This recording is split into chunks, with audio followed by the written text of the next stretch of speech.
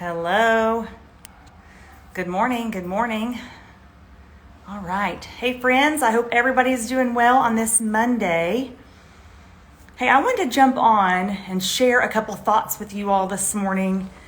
I want to be honest. I have just been convicted that maybe somebody needs to hear this on this Monday as we head into a busy week for sure. But hi guys. Hey, I see some friends over here on Instagram. That's awesome. Good morning. Good morning, friends.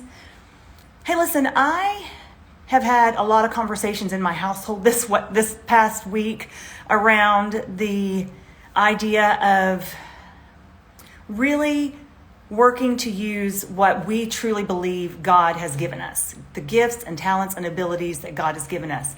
And I just feel like so often in talking with women mostly, but even some men, that we are so worried about what society says that we will lay aside what God says about us. We will lay aside what we feel called to do because we're so worried about what society thinks. And your success does not depend on what society says.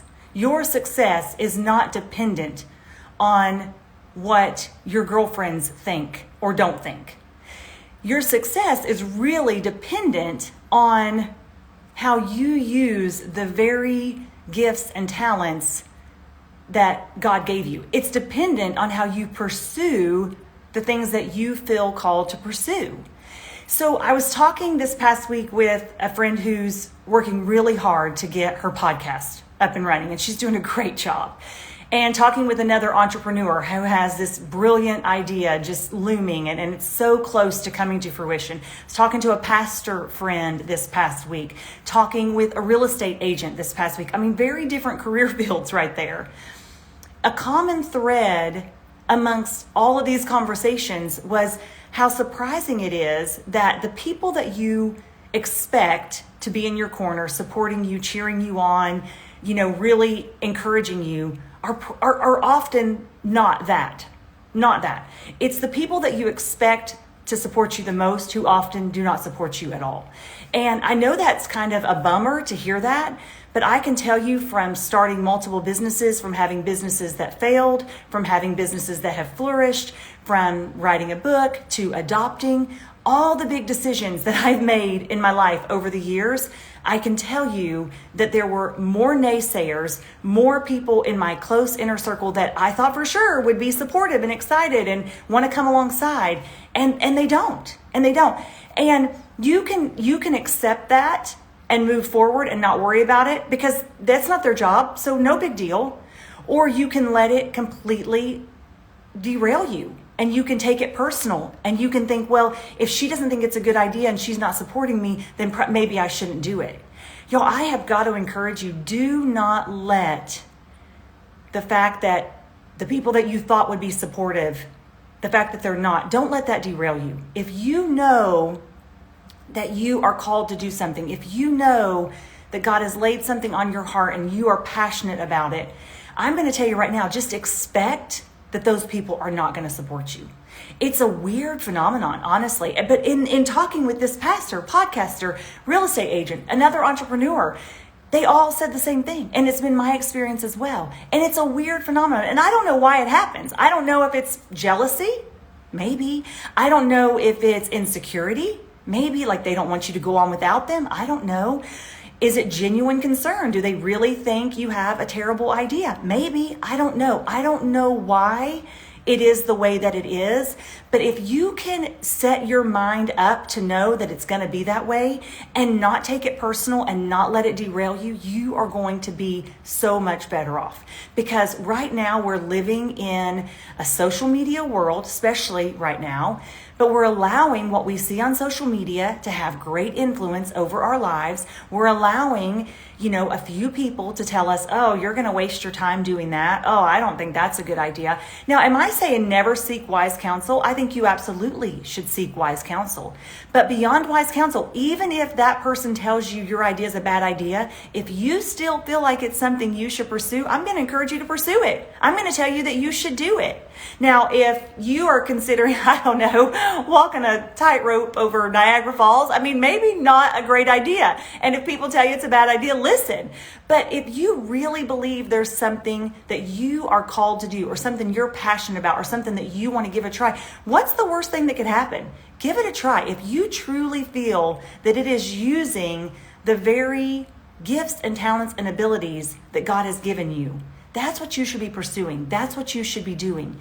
And don't worry. I mean, if I could tell you story after story after story of people who told me starting my photography business was a terrible idea because I knew nothing about photography. I had never held a professional camera in my hand when I started that company. Thank goodness I didn't listen to them. If I could tell you the number of people who made fun of me for starting my Rodan and Fields business. Oh my goodness. I mean, the list is long, but you know what? Thank goodness I didn't listen to them. If I could tell you the number of people who told me we were crazy to be adopting at our age, upsetting the norm of our family, the comfort of our family. Y'all, thank goodness I did not listen to those naysayers. Y'all, and if you're one of those naysayers, if you're one of the, y'all, there's some mean girls out there. I mean, I've had people make fun of me. Some of y'all know this. I'm writing a book. Some of the very people that I thought would be super supportive and super excited, not a thing, not at all. Even some mean comments. That's okay. That's okay because I am not doing it for the approval of those people. I'm doing it because I believe what I was called to do. So today I want to encourage you. I really want to encourage you. If there's something that you have allowed kind of the norms of society to derail you, if you've allowed the side glances or the rolling of the eyes or the negativity of the naysayers, if you've allowed that to derail you, can I encourage you to take some time? We're headed into a new year. There's no better time to start something new and exciting.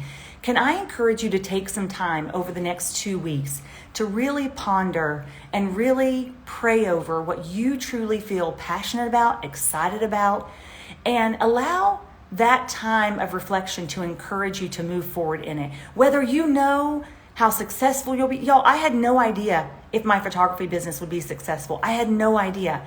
But I knew that when my husband lost his job, I needed to feed my family. And so you know what? I worked really hard to make that a success. I had no idea. I've started multiple businesses. I've had businesses that have failed. I've had people make fun of me for my failed businesses. That's okay. That's okay. I'm not trying to impress those people. I'm trying to do what I truly believe I'm called to do. And that's what I want to encourage you in today. So today on this Monday, as you head into this wonderful week of Christmas and family and celebration, take some time over these next couple of weeks to think about what do you want next year to look like? What do you want next year to bring for you? Maybe it's a fitness goal. Maybe it's a health and wellness goal. Maybe it is a new business. Maybe it is starting a new hobby. Maybe it is trying something that you've always wanted to try, but people have told you it was a terrible idea. Whatever it is, I want to encourage you, pray about it, ponder over what it should be, and then I want to encourage you to take the right steps. The first step to move towards that. You are going to be amazed. Block out the naysayers. They come at all of us. Block out the mean girls. I don't know why they're out there. I don't know why they have so much fun doing it. Maybe tearing other people down makes them feel good. I don't know. But don't worry about it. Don't worry about it. You're not worried. You're not out there to impress them. You're out there to pursue the passions that God has laid on your heart. And if you will stay focused on that, you're going to be amazed at the difference that you'll make, not only in your life, but in the lives of those that you touch. Because when you're doing your calling, truly, it's the most amazing thing. So I want to encourage you in that. Don't know who needed to hear that message today, but it was so heavy on my heart. We've had a lot of conversations in our household. Our oldest is home from college, and he's trying to figure out what his life should look like. He's very much a pleaser. He's always getting a lot of opinions. I'm like, buddy, asking 1,000 opinions is going to get you 1,000 different answers. You need to get wise counsel, and then you need to pray and ponder and trust what God lays on your heart. And what He lays on your heart, that's what you need to pursue. All right, y'all. Have a great Monday, and we'll chat real soon. Bye-bye.